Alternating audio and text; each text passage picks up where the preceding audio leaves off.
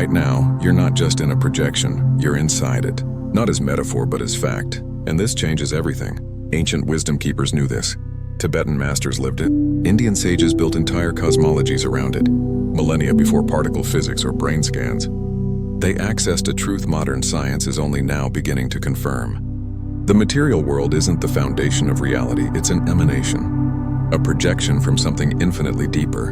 You've done the work. You've practiced, studied, sat in silence, yet existence still feels like something happening to you, not through you. You've checked society's boxes, but that quiet ache remains. The sense you're acting out a script you didn't write. Here's the shift. You're not broken. You're not alone. What you're sensing is real. The tangible world, the explicate order, is derivative. It unfolds from the implicate, an undivided field of pure potential, where all possibilities coexist in superposition. David Bohm, Einstein's protégé, called this the implicate order, a flowing wholeness from which the illusion of separation emerges. The Upanishads named it Brahman, the eternal, unified consciousness beneath all form. Maya isn't illusion in the sense of fake, it's the veiling and projecting power of consciousness itself, making the one appear as many. This isn't coincidence. From Aboriginal songlines to Hermetic texts, Taoist cosmology to Tibetan Dzogchen, the same architecture echoes. Reality is a hologram, projected from a hidden source. The ancients didn't just philosophize, they engineered consciousness. They developed precise protocols to move from passive viewer to active generator. Milarepa manifested food in barren mountains. Indigenous healers dissolved illness by working with the web of life. These weren't miracles, they were applications of deeper laws. Bohm observed electrons in plasma behaving as one unified system, not separate particles, evidence of an underlying information field.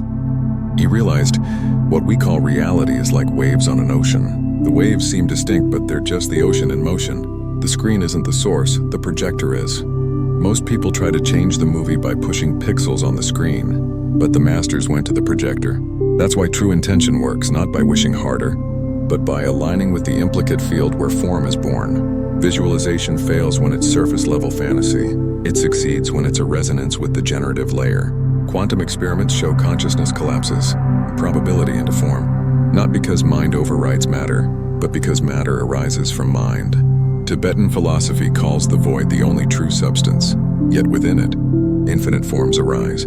The physical isn't meaningless, it's a sacred expression, but it's not ultimate. You are not a separate self chasing wholeness. You are the wholeness projecting itself as a self. Think of your dreams. You create entire worlds, populate them with characters who feel real until you wake.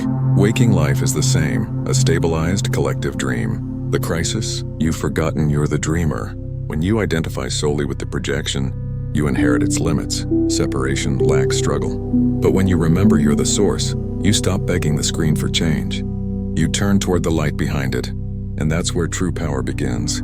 You believe existence is happening to you. That's conditioned consciousness, the default state most never question. Tibetan masters called it unconscious consciousness, so deeply patterned it can't even see the boundary between mind and matter, let alone the unified field where they merge. Zen points to the same trap.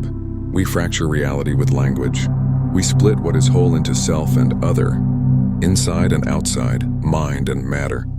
But those divisions don't exist in reality, they're overlays, Maya's veiling mechanism. And that's why your intentions feel blocked.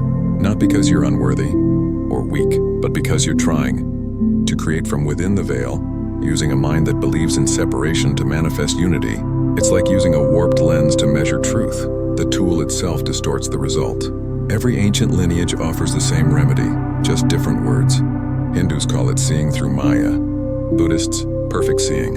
Indigenous elders, remembering the dream time. All point to one shift, moving your identity from the projection back to the projector, from the wave back to the ocean, from the dream character back to the dreamer.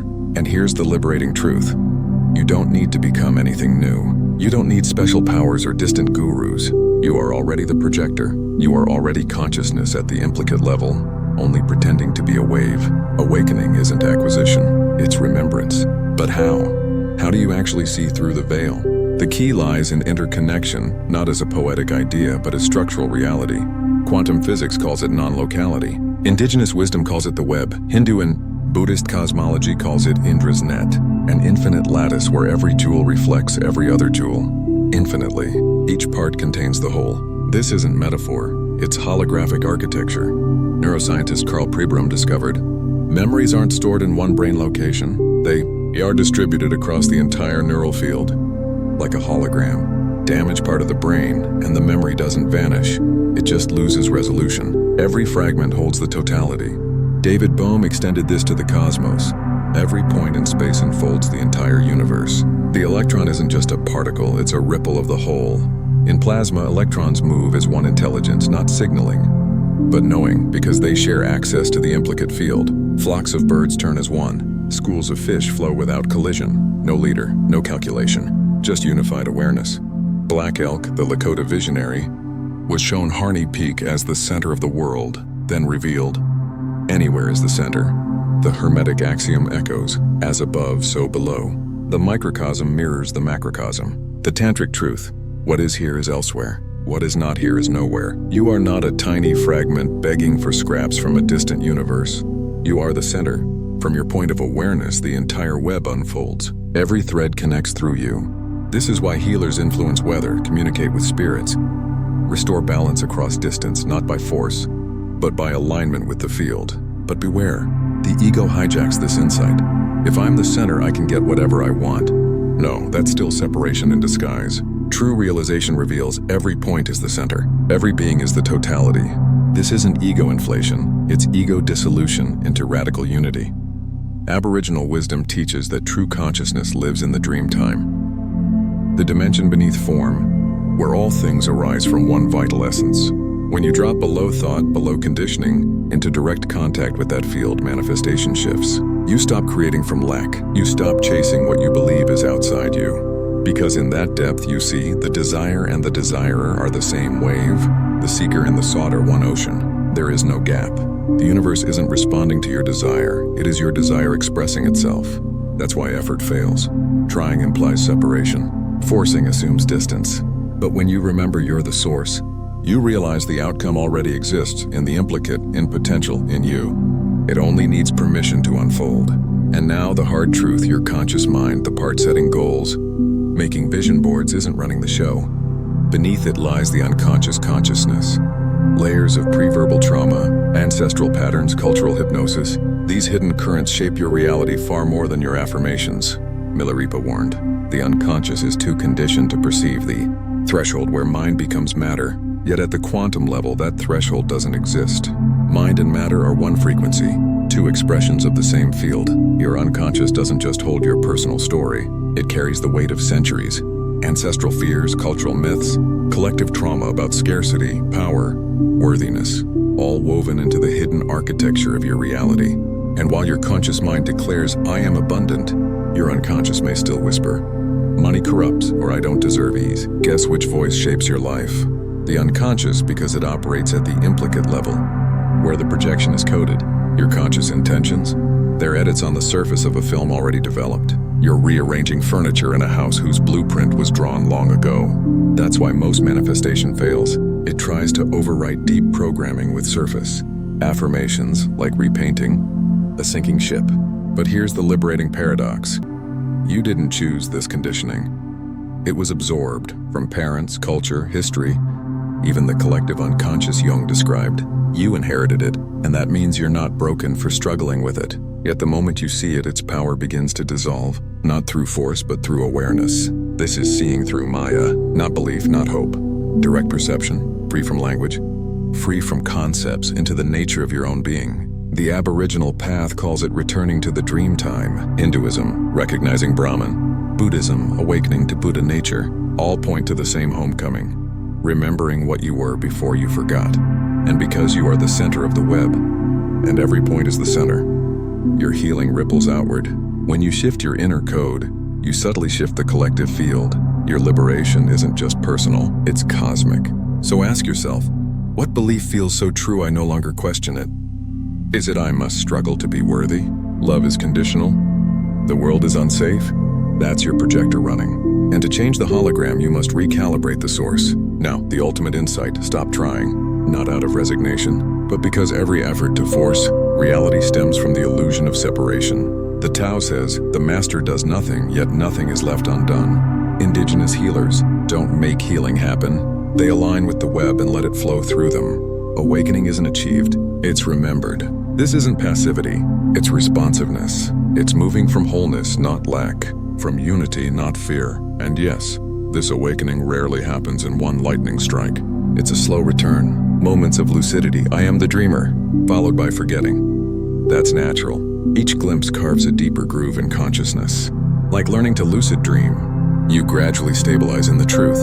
You are not the image on the screen. You are the light projecting it. So here is your invitation, not a command, but a call echoing from your deepest self.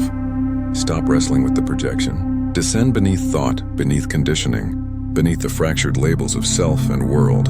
Go to the implicate order, the dream time, the silent source where all form is born. There you'll find what you've always been. Not a separate fragment begging for scraps, but consciousness itself, dreaming a universe, and recognizing itself through you.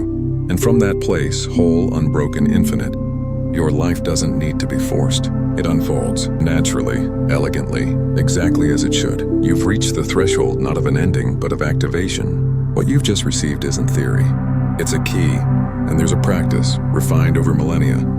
So elegant it requires no belief, only attention that lets you step directly into this truth. When you engage it, you'll understand why quantum physicists are only now catching up to what ancient masters lived. You are not in reality. You are generating it. If this resonated as recognition, not just information, if something inside you stirred like a memory waking, then I invite you. Subscribe, not just to this channel, but to this frequency, to this field of remembrance, because every consciousness that awakens strengthens the whole. Right now, drop this phrase in the comments. I am the projector, not as affirmation, as declaration, as a conscious interruption in the dream, a signal to the quantum field that you're choosing to remember. And if a single word captures the shift rising in you, freedom, clarity, return, flow, leave that too. I read every one. Each is a ripple in the web, because here's what's unfolding. Your awakening isn't isolated. Every time someone remembers, they're the source, not the screen. The entire field shifts. You become a node of coherence, a lighthouse in the collective dream. And right now, more are waking than ever before. Not by accident. The web is reaching critical mass. Enough projectors have remembered that the cascade has begun and you're part of it. This moment is unprecedented. For the first time, ancient wisdom and quantum science converge, both pointing to the same truth. Consciousness is primary, matter is derivative. You are the origin. Suffering arises only when you forget this. Freedom returns the moment you remember. And that choice isn't made once, it's renewed in every breath. So here's your practice, simple, immediate, profound. Whenever you feel trapped in the hologram, stressed, separate, striving, pause, breathe, ask softly, what if I'm the projector? Don't force an answer, just hold the question. Notice the subtle shift, the softening of boundaries, the quiet knowing that this experience is arising from you, not happening to you. That's it. That's the path. Not discipline, not effort, just remembering again and again until it becomes your natural state. And as you stabilize in this truth, life transforms, not through force, but through alignment. Patterns loosen, possibilities open. Reality reorganizes itself around your coherence with the implicate order. Revisit this transmission often. Let it recalibrate you. Share it with those ready to wake, not just to inform, but to ignite. In sharing, you deepen your own embodiment. You become a living anchor for the field. This is effortless action. This is flow. Not passivity, but participation from the source. Remember, anywhere is the center, including right here. Right now, you are not lost. You are home, dreaming yourself into form. See you in the next transmission. And if you're truly ready to speak from the source, watch Speak to Yourself Correctly. Your reality shifts instantly. There, you'll discover the precise language that collapses possibility into form. Because when your inner dialogue aligns with your nature as projector, reality has no choice but to obey.